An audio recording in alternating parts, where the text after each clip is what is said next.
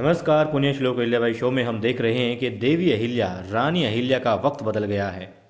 एक वक्त था जब देवी अहिल्या के पास में हर सवाल का जवाब हुआ करता था। कोई भी उनसे कुछ भी पूछे, कुछ भी कहे, हर बात का उनके पास जवाब होता था।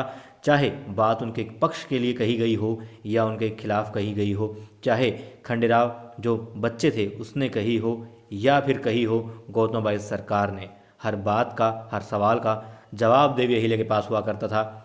और वो कहती थी, खुद उनकी सासूबाई कहती थी, द्वारकाबाई साहेब ने भी कहा, गौतम बाई सरकार ने भी कहा कि अहिल्या के पास तो हर बात का जवाब होता है, इससे तो बात क्या करनी है, बहस करनी है। क्यों? क्योंकि हर बात को, ये गलत बात होती, सही बात होती, वो अपना तर्क रखती और उस तर्क में पुख्ता मतलब कि सामर्थ्य होता कि देवी अहिल्या की बात को सही साबित कर सकता था। मगर अब देवी अहिल्या के पास में ये बात है कि सवाल बहुत सारे हैं मगर जवाब नहीं है।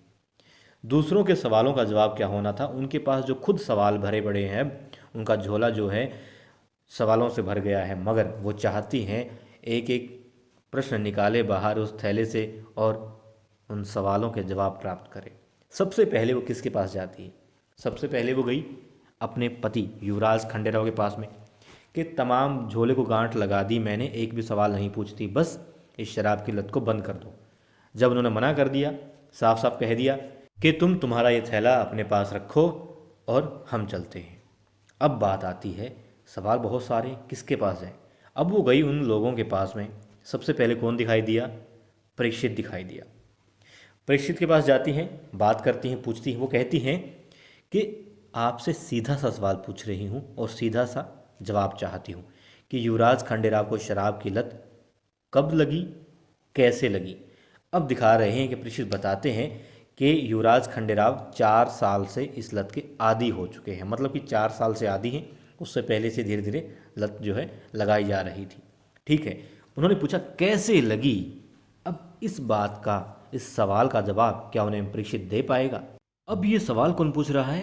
रानी अहिल्या पूछ रही है। तो परीक्षित ना चाहते हुए भी जवाब तो देगा, मगर घुमा फिरा करके देगा और इस तरीके से देगा कि उसके खुद का, परीक्षित का नाम तो आए ही ना। तो फिर बारी ये आती है कि वो किस तरफ इशारा कर देगा कि देवी अहिल्या को भटकाने के लिए बेशक, या फिर देवी अहिल्या कौन सी सीढ़ी चढ़ेंगी अब इस जवाब को पाने के लिए, या फिर कोई और सहारा ढूंढेंगी, कोई और रास्ता ढूंढेंगी, कोई और शख्स उनको मिलेगा जो इस बात का जवाब दे पाए। क्योंकि खंडेराव तो देंगे नहीं कभी भी और परीक्षित घुमाएगा।